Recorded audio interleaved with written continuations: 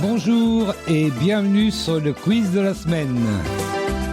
Une émission proposée par Radio Prédication, animée par Dominique et Martine. Bonjour à tous, soyez bénis, merci d'écouter Radio Prédication et bienvenue donc sur ce quiz de la semaine. Un quiz de la semaine particulier puisque en fait on va attaquer le dernier chapitre de l'évangile de Jean. Bonjour Martine. Bonjour tout le monde. Oui, donc je disais qu'on va attaquer le dernier chapitre de Jean, chapitre 21 donc, et puis après on verra ce qu'on va voir. Peut-être Luc, je sais pas, on verra. On va faire, je sais pas. Si vous avez une idée, n'hésitez pas à nous le dire, hein, vous avez plein de moyens de communiquer avec nous, hein, sur le site de radioprédication.fr. N'hésitez pas, vous avez une petite enveloppe sur la gauche verte et en bas également, vous pouvez donc y laisser un message. Si je suis là, je peux vous répondre tout de suite, mais si généralement je ne suis pas là, c'est pas grave, ça me laisse un email. Donc de toute façon, j'aurai votre message, rassurez-vous. Côté musique, on va faire découverte aujourd'hui. Découverte, c'est Patrick Bonhomme qui chante depuis déjà un certain temps. J'ai vu qu'il avait une chaîne YouTube, juste Patrick Bonhomme, qui date d'il y a 5 ans à peu près. Et il a recréé une nouvelle chaîne YouTube avec Patrick Bonhomme et Mina, c'est tout.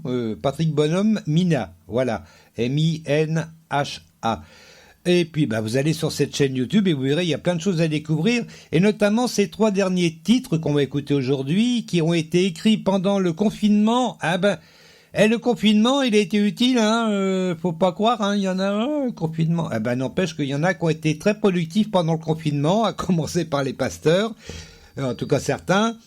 Et entre autres également Patrick Bonhomme, qui a écrit donc trois chansons, qu'on va écouter pendant l'émission. Il y en a une, c'est Bouger les murs.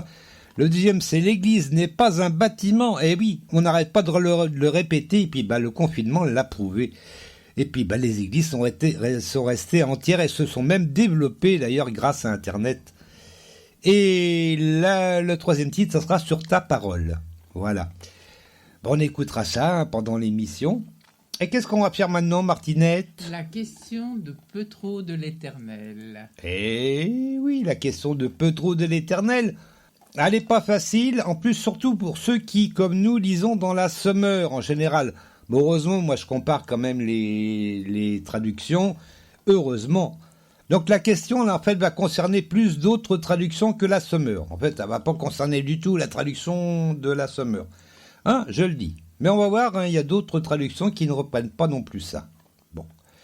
Alors, la question de peu trop de l'Éternel, le mot Shiloh se retrouve dans un seul livre de la Bible. Lequel ? Alors, je rappelle que c'est pas dans toutes les traductions. Je le précise.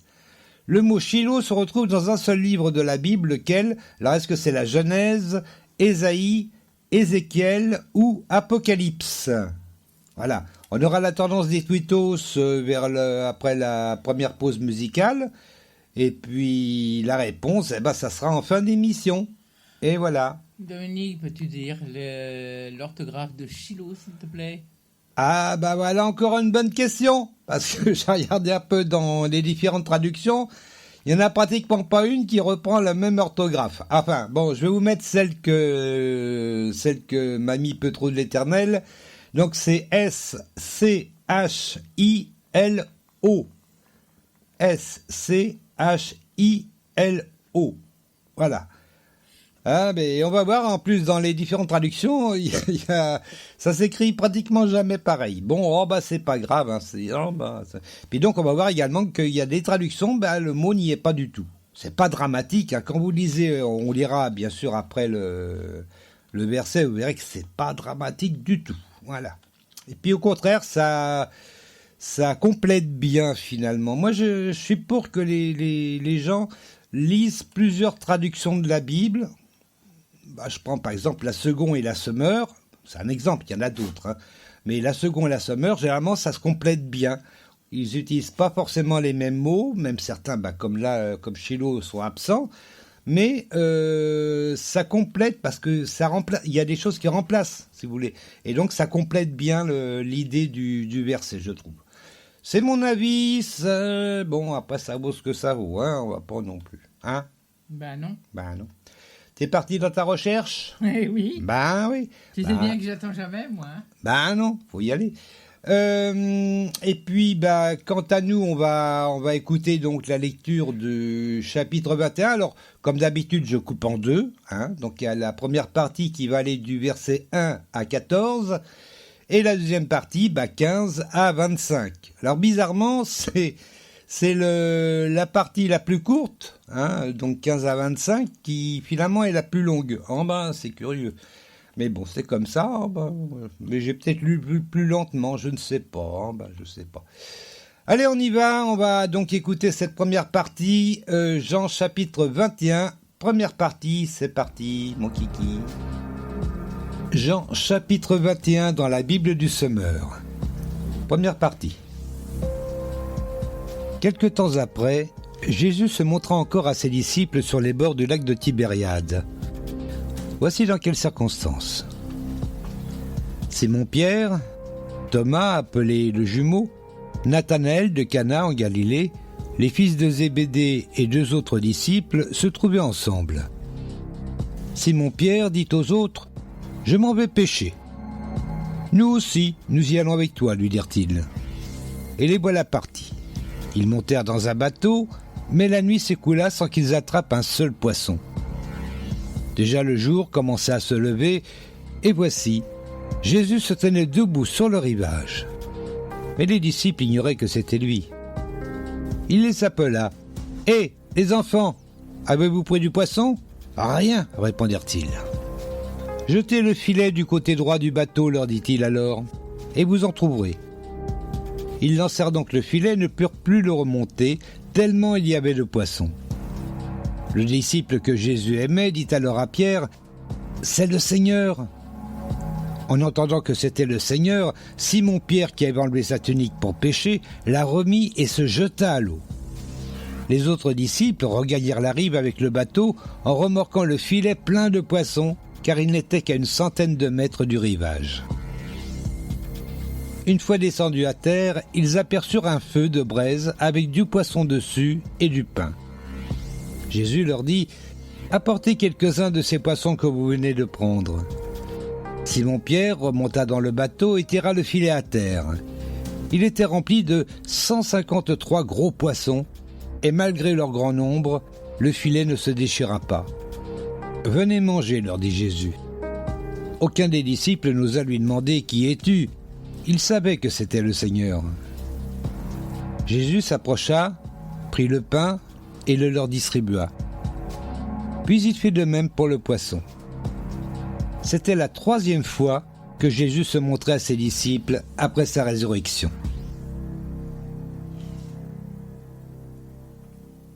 Voilà, 3e fois. Non, ça ne fera pas partie de la question. Attends, ça c'est trop facile.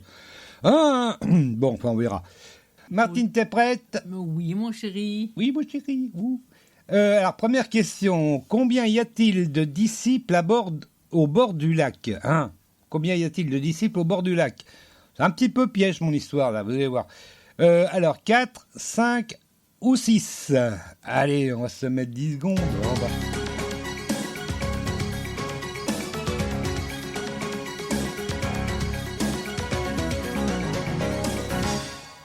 C'est vrai que c'est pas évident parce que d'abord il n'y a pas marqué le nombre exactement, il y a juste les prénoms et puis encore. Bon. Oui. Alors, est-ce que tu aurais éventuellement une idée ? Je dirais 4. Je bouge un peu mon micro, voilà. Tu dirais 4. Je vois Simon-Pierre, je vois Thomas, Ouais. je vois Nathanaël. Ouais. Ça fait 3. Et puis les fils, oui, d'accord. Les fils de Zébédée. C'était là le piège. Ils sont 2, en fait. Ah oui, ça fait 5. Ils sont 2. Non, ça fait 5 jusqu'à là. Et c'est tout. on va relire alors, peut-être pour la même chose dans mon truc. Chapitre 2. Hein. Verset 2. Verset 2. pardon. Oh, t'inquiète pas, ça m'arrive aussi de dire chapitre au lieu de verset. Ah, À chaque fois, je pas le bien. fais. Hein. Donc on va lire ça, le temps de retrouver ma Bible par Internet. Ah ben c'est bien pratique Internet. Alors, on va lire le 1 et le 2. Alors quelque temps après, Jésus se montra encore à ses disciples sur les bords du lac de Tibériade. Voici dans quelles circonstances. Alors, on énumère. Hein. Simon-Pierre. Bon, ça fait un, c'est pas Simon et Pierre. Hein. Non, c'est Simon. Bon, on se rappelle. Hein. Simon-Pierre. Thomas, appelé le jumeau, ça fait 2. Nathanaël de Cana en Galilée, ça fait 3. Les fils de Zébédée qui sont 2, ça fait 5. Et 2 autres disciples. Ah, ça fait 7. Et voilà. Et même moi, d'ailleurs, je me suis trompé, d'ailleurs. Oui, Je suis en train de c'est pour ça compter. que... c'est 2, pour ça que j'ai dit 4, 6, 7. Ouais, ça fait 7, en fait. Ah, ben, je me suis trompé. Ah ben, qu'est-ce qu'on fait quand on se trompe? On fait... Oh, ben, ouais. Et voilà. Oh, ben, alors, si même moi, Même je me le trompe... patron se Oh, même le patron se trompe. Oh, le patron... Ah, enfin, bref. Oui, donc 7 en tout. Fils de Zébédée, d'ailleurs, j'avais regardé un petit peu sur Wikipédia. Ah bah oui, je mets un petit peu de Wikipédia. Hein, attendez. Donc, Jacques de Zébédée ou Jacques le Majeur ou Saint-Jacques. Ah bah, Saint-Jacques de Compostelle. Nommé Jacques, fils de Zébédée dans le Nouveau Testament, il est le frère de l'apôtre Jean. Ah, on en apprend des choses. Hein. Jacques, qu'on vient de nommer, est le frère de l'apôtre Jean. Donc, il y avait en fait Jacques et Jean. Voilà. Et 2 autres. Et après, On et pas 2 le autres nom. disciples qui, par contre, ne sont pas nommés. Oui, tous 2 sont des pêcheurs du lac de Tibériade. Voilà. Bah, merci, monsieur ou madame Wikipédia. Je sais pas, hein, on ne sait pas hein, si c'est monsieur ou madame. Mais bon, hein, ben, on verra Donc, bien. c'est toi qui m'as induit en erreur. Ouais, enfin, des fois, t'as pas besoin de moi non plus, quand même. Non, parce que hein. t'avais dit 1, 3 ou 4. Je suis désolé. Hein, Bah, c'était 7. Voilà. Ah, ben, bon. Alors, est-ce que j'ai tout lu, par contre j'ai un petit Oui. doute. Oui. Voilà, les 2 autres disciples se trouvaient ensemble, donc ça fait 7. Allez, bah du coup, on va passer à la question suivante. Ah bah, j'espère que je vais pas me tromper à chaque fois quand même. Ah ben, Ben non, parce que là, attends. je vais me fâcher. Hein. Ah ben oui. Jésus apparaît au bord du lac au lever du jour ou au coucher du soleil. Jésus apparaît au bord du lac au lever du jour ou au coucher du soleil. 10 secondes.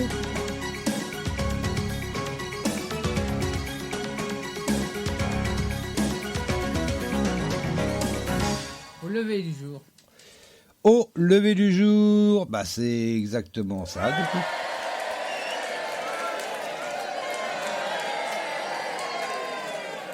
Donc c'est au verset 4, on va dire le 3 et le Ouais, 4. Simon-Pierre dit aux autres, je m'en vais pêcher. Nous aussi, nous y allons avec toi, lui dirent-ils. Et les voilà partis. Ils montèrent dans un bateau, mais la nuit s'écoula sans qu'ils attrapent un seul poisson. Oh, ben, alors ça me rappelle au début quand Jésus a rencontré les disciples la première fois. Hein. C'est pareil, ils pêchaient rien. Eh ben on va voir que ça va être un peu la même chose en fait. Alors, on va passer à la question suivante. Jésus leur demande de jeter le filet du côté gauche ou du côté droit. T'as pas lu la réponse à la question, mon cœur. Ah hein. ben alors, c'est je fais les choses Tu à devais moitié. lire jusqu'au verset 4. Voilà.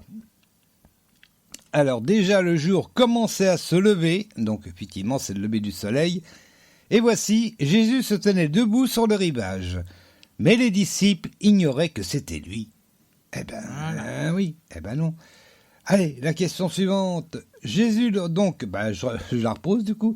Jésus leur demande de jeter le filet du côté gauche ou du côté droit. Ah, c'est une bonne question ça.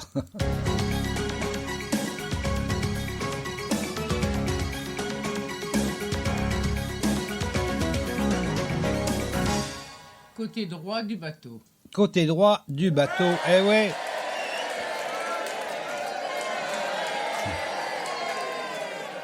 Toujours à droite, Jésus, toujours à droite, jamais à gauche, tu remarqueras.